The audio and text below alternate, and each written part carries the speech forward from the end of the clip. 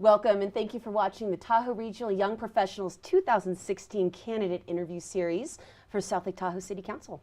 TRYP is a politically neutral organization and does not endorse candidates or ballot measures. However, this video series is produced to prepare a community to make an informed vote on November 8th. Each of the 10 candidates will have 10 minutes to answer 3 questions that they've received in advance, and they'll also answer 1 free-form question as well. So today we're here with Brooke Laine. Thank you for joining us. Thank you for having me. All right, so Brooke, what are your goals for the city and how will it look over the next 5 years? Well, we have an exciting ballot measure before the community right now. You probably are aware of Measure P for recreation, and that will be a 2% TOT increase if approved by the community. And that would be to upgrade our recreation center. So I certainly see that as being fulfilled within the 5 years, should we be fortunate enough to have the community support. Another very important ballot measure before the community is a 0.5% increase in sales tax, which the community also then has the opportunity to say how they would like that spent. I personally feel that our roads are just deplorable, and this would be an incredible opportunity to have all of our roads repaired within a 10-year period of time if we're able to dedicate this amount of money to that program. So I'd like to see that done within the next 5 years as well. Okay, great. So recreation and road repair over the next 5 years. Absolutely. Great. What concrete actions can the city take to provide more affordable housing in South Lake Tahoe? That's a great question. We certainly have a housing crisis right now, and it really has multiple, legs to it, I guess, is for lack of a better way of saying that.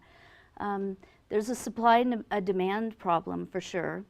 78% of all of our housing stock on the South Shore is currently owned by absentee owners. 78%. 78%. Wow. And of that, a lot of them are used as vacation home rentals or just sit vacant.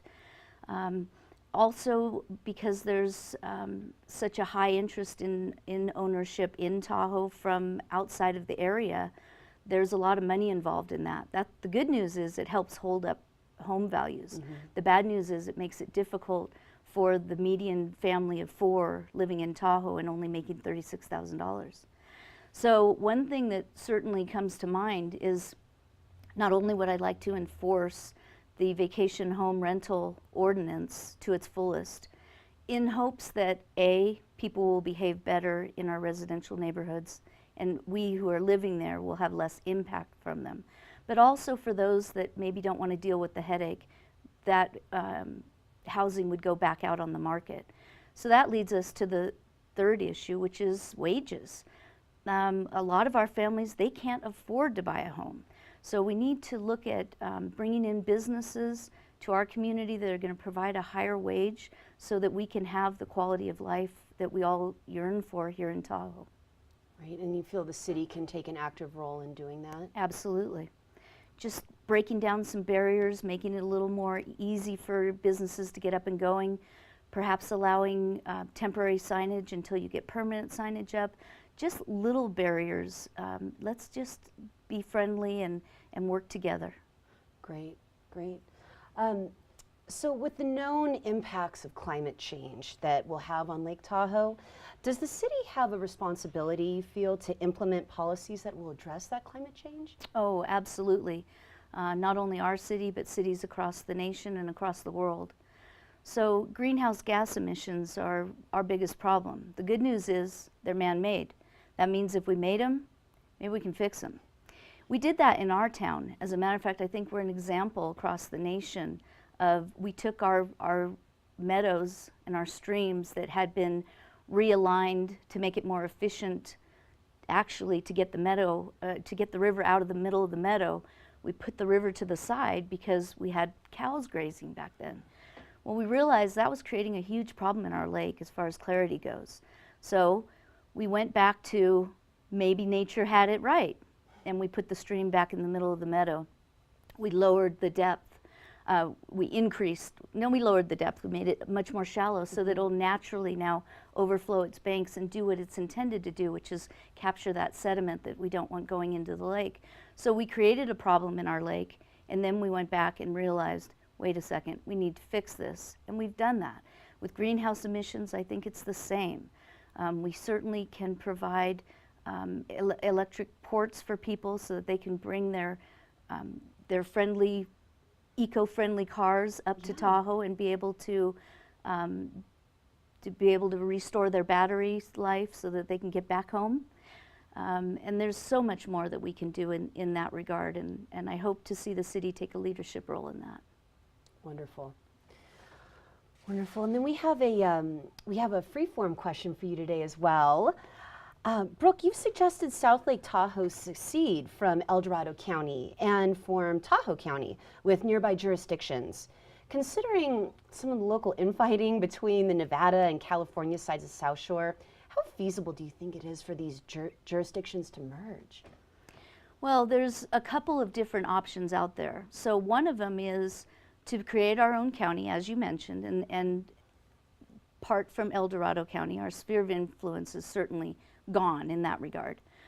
And perhaps take the unincorporated part of the city and possibly even cross over the state line into Douglas County, because Douglas County also feels similarly as we do with El Dorado County. The South Shore part of Douglas County feels with Douglas County. And perhaps we could be one county, a bi-state county. Difficult, yes, but we've done it before. We have a bi-state agency, so if anybody could do it, it would be us. There are a lot of issues to that, and I'm not sure Douglas County feels about that. I'm not sure how the residents of this community feel about it, but it would certainly blur that state line for once and for all. If that's not amenable to everybody, the other option would be to take the unincorporated part of the city, and perhaps go up the West Shore to Tahoma. There's a lot of common sense in that, as far as I see. And we would probably also look at possibly unincorporating the city and just being a Tahoe County. We'd be too small really to have two governmental jurisdictions taking over such a small area. However, the opportunities that would create are great. First and foremost, all of the residents of the county would be able to be a part of the decision making, and that's been a frustration in our community for my entire 52 years in this community. And secondly, we get about 40 cents back in services from the county for every dollar that we send down to El Dorado County. Wow. So by having our own county, we'd be able to capture all of that money and be able to spend it on the resources that we need here in this community. Wow. It's worth taking a look at, right? Absolutely. That's Absolutely. all. Yeah. Wonderful. Well, thank you so much for joining us today. Thank you, It's been Jenna. really informative, and we appreciate your time. Well, and thank you to the Tahoe Regional Young Professionals as well. We honor the work that you do in this community, and it's appreciated. We're here to help. Well, thank you. Thank you.